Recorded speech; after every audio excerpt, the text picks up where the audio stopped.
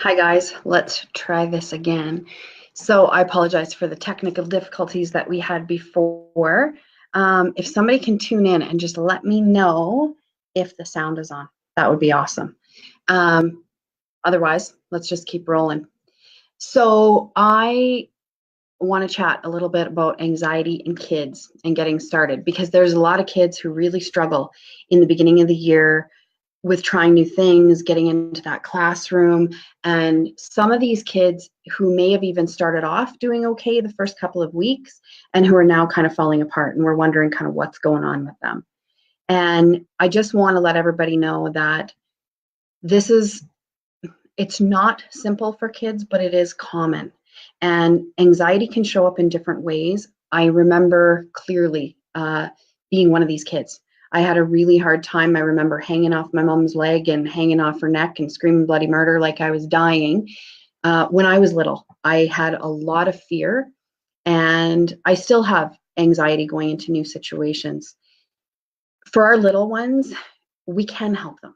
We can make a big difference in how kids feel going into new situations, and we can make a change. So the big thing to know is you're not alone. We're in this together, and we're hoping to have lots of good discussion about it. Hi, Corey and Elliot. So good to hear from you guys. Love to hear your thoughts on some of this stuff. I want to start by talking about how anxiety might show up, because we often tend to think about anxiety as being fear and kids who are hiding, or they look scared, or they're telling us they're scared and they're not participating.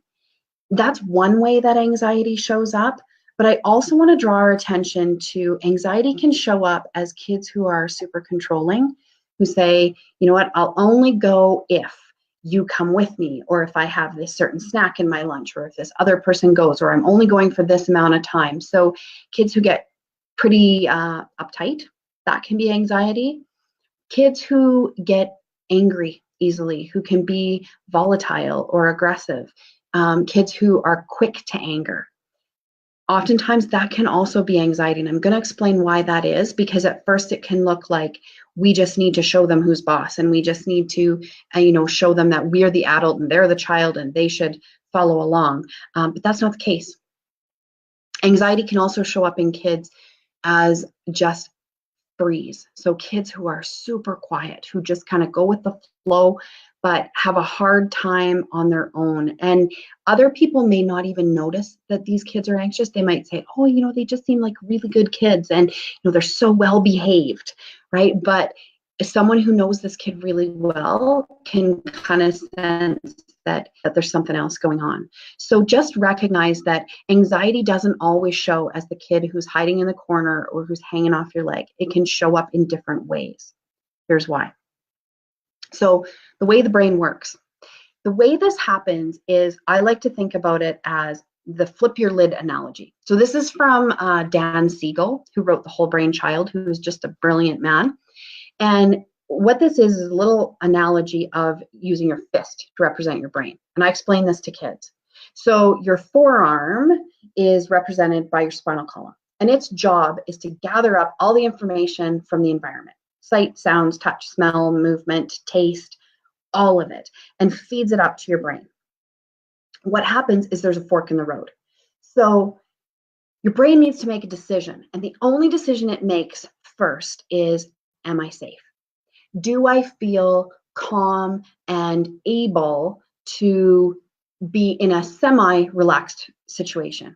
So if for any reason, and logic does not always come into this, which is super important to know, if for any reason you don't feel, or a child doesn't feel safe or comfortable, which could be it's too noisy, it could be my pants feel weird, it could be that there's just too much movement or too much clutter in the environment. It could be anything that triggers a child to say, this is not okay. And we've seen that when kids come into a new situation where everything looks different, and it triggers that, oh my gosh, I'm not safe here. So what happens is then the blood flow goes to the survival part of the brain, the amygdala and limbic system. And what happens is, in that area, the only decisions that the brain can make are, do I fight? Do I flight? or do I freeze? 3 choices. You have a flight response. That might look like a child that bolts out of the room, that runs away, that refuses to go, that just stops participating. Flight. Fight can look like screaming, yelling, crying, punching, kicking, biting, right? It's generally quite visual, which is always great when you're in a public situation and you're trying to save face as a parent and just get this kid to go where you want them to go. But anger, we often think of as this child has an anger issue. And if we show them who's boss and we give them more control, or if we take more control, then they will follow along. When the root cause of that anger is a fight response because I don't feel safe, generally when we go into that power struggle with the kids, the problem gets worse. So if you're seeing that, it might be just considering, is this coming from a place of anxiety? Kids who get really controlling or who start kind of talking about all the things, all the routines that they want you to do so that they feel comfortable. The last one is freeze. So we've got flight, fight, and then freeze. Freeze is when we just get stuck. So sometimes you may have been in a situation like this. For some people, public speaking does that to them, where it's like you might have a really physical response if I get really hot or I get overwhelmed, my thoughts just don't come. That would be the equivalent of a freeze response. So flight, fight, or freeze are the 3 responses that you get if for any reason that brain doesn't feel safe. The important thing about this is that the top part of the brain, which is called your neocortex, this is where the prefrontal cortex lives, where the coach part of the brain that is able to reason and use logic and understand language lives. Here's the thing. The brain will always prioritize survival over reasoning because we don't stop to have a conversation with a polar bear that's chasing us, right? We'll put all of our resources into just saving ourselves. And for kids, they don't know the difference between when they're having this reaction between I'm outrunning a polar bear and I'm going into a kindergarten classroom. So the most important thing about this is to recognize that no amount of reasoning or logic works at this place. So things that we hear from parents are, when my child gets to this point, it's like they just can't hear me. It's like they're not listening. Kids will say, I can't hear you, or I don't understand. You might hear them cover their ear or see them cover their ears or say to you, just be quiet, just be quiet. What they're trying to communicate is that there's no blood flow going to the area of their brain responsible for language because it's all stuck in that survival part of their brain. And they can't reason at that moment. So what do we do? The first thing to know is that we need to talk less, way less. Because we know that processing language exists at a higher level in the brain, that area is not going to be online. So the first thing we need to do is to be able to support that child in calming that limbic system, letting the brain know you're okay. This is not a dangerous situation. And then continue with that next step. How do we do that? So this comes from some stuff from Bruce Perry, another absolutely brilliant person when it comes to dealing with regulation and trauma. We talk about we need to regulate first. So oftentimes we try to reason with kids, we try to talk with them, we try to make them understand. The trick is we have to start from that limbic system first. So we have to regulate first, get that brain calm. How are you going to do this? You're going to get down to their level physically. So you're going to bend down. If it's a teenager, you may actually have to ask them to sit down so that you're on the same level or sit beside them. When a child is looking up at you, so if you're taller and they're little and they're looking up at you, that extension in their body by just looking up activates a protective response. So you're more likely that they're going to actually increase their anxiety than get in control of it. So by getting down to their level, what you do is you actually bring their head into a bit more of a flexed position so that they can focus in. This position in the body tells the body you are safe. You don't have to be paying attention to all these things around you. You can calm down and focus in. So one big thing we can do as parents, bend your knees, get down to their level. Second one, get calm yourself. This is super hard, especially when you're trying to get that kid where you want them to go and you're usually late and you're usually overwhelmed yourself. The trick is, when I said that there's not the ability for the brain to process language at this time, the brain is able to process things like tone, rate of speech, which is greatly important when it comes to calming the brain. So what we need to do as adults is be really conscious of how we say things. So when we say things like, you're okay,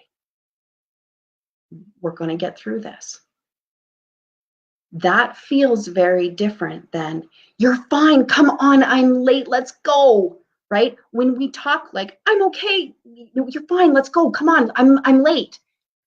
The tone of that says to kids, we have a problem here and you're stressed, so I should be stressed. We call this co-regulation. When we have a good relationship with a child, what happens is that child will naturally match our level.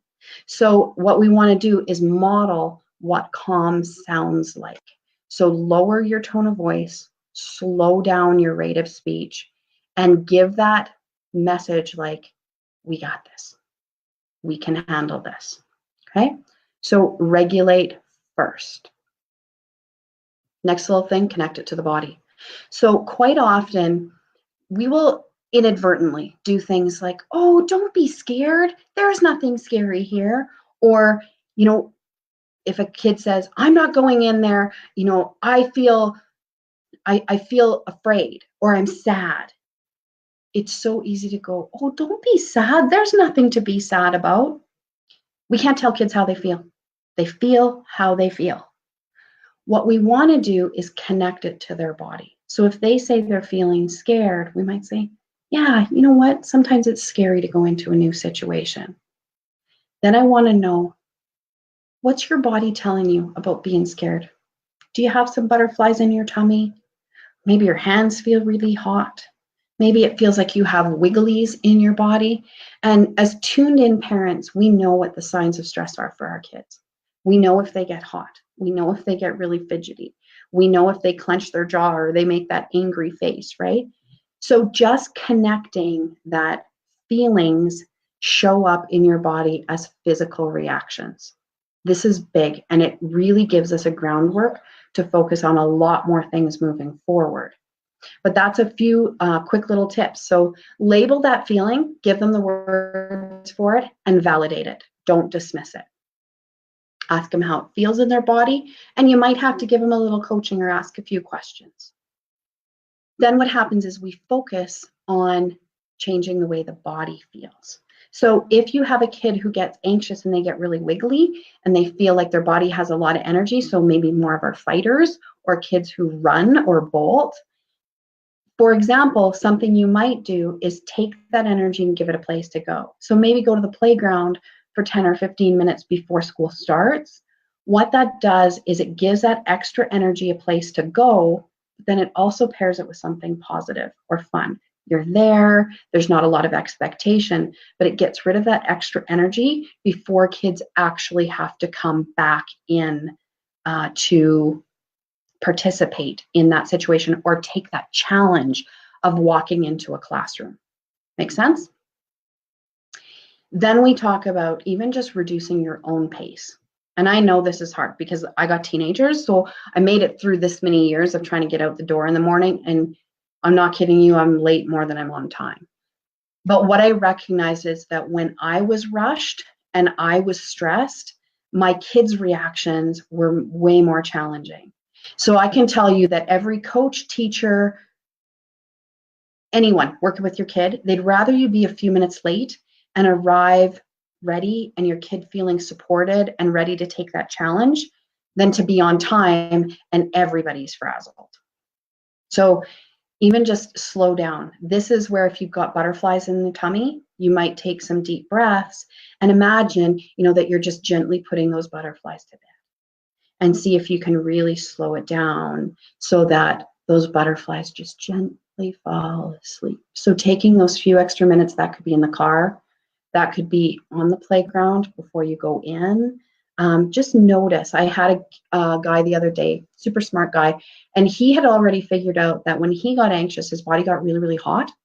And a big thing for him was he needed to make sure he had ice in his water bottle.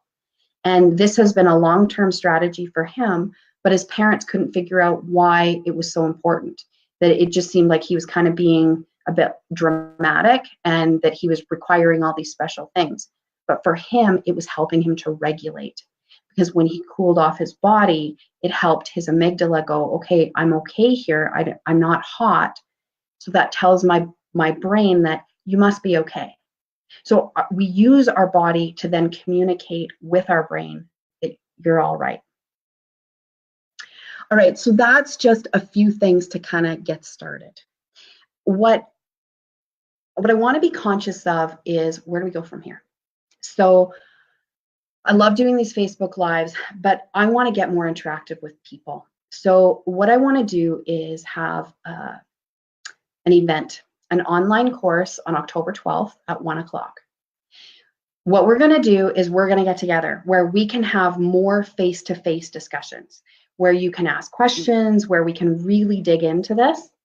So I'm going to post a link in the comments that you can sign up for that course if you choose to. Now, it will be recorded, so you can sign up for a link, and if you aren't able to make it at that time and that day, it will be recorded and that video will be sent to you. So that'll be a 30-minute course, again, free of charge, but I want to start the conversation. I want to hear what's working, what's not, and I want to hear, did you take a couple of these ideas and use them? And if so, where are things going for you? So I want to start ongoing conversations with parents so you can try a few things and then we can come back together. So I'm going to post a link for that for parents. Next thing, our Star Club is starting October 10th. We've got one running in Red Deer and one running in Lacombe. Those are for 6 and 7-year-old kids, where we have an occupational therapist and an assistant running groups to really help kids work through feelings of anxiety, where we start doing more in-depth work on connecting the mind and the body together. And we just practice different things. We do little crafts, and we're just going to continue to build on these ideas. So those classes start October 10th. Again, one in Red Deer, one in Lacombe. So if that's of interest to your kids, call our office and let us know. And the last thing, teachers, parents, coaches, therapists, anyone who's interested and working with kids, if you want to do a really full day on all of these topics, I am doing workshops with CARC in Red Deer in October. I have one on mindfulness, where we're going to be doing little activities that really help quiet that limbic system. That's going to be our focus, is on regulation, and it's going to be a full day on the research, some activities, little tips and tricks you can use. And I have another one in October that we're specifically talking about trauma and how that affects the body and what we can do to support kids through this process. So we've got the parent class coming up October 12th at 1 o'clock, where you can click on the link. We've got the Star Club for the kids, if you're interested, in both Lacombe and Red Deer, starting October 10th. And we've got the workshops for teachers, therapists, coaches in Red Deer, and I will post the link to that for mindfulness and trauma for full days. So lots of things to keep this conversation going. I really thank you guys so much for joining in. I'd love to hear your comments and to hear how these ideas worked out for you and how they sat with you. Have an awesome day. We'll chat with you very soon and be in touch within the next week or so. Have a great afternoon.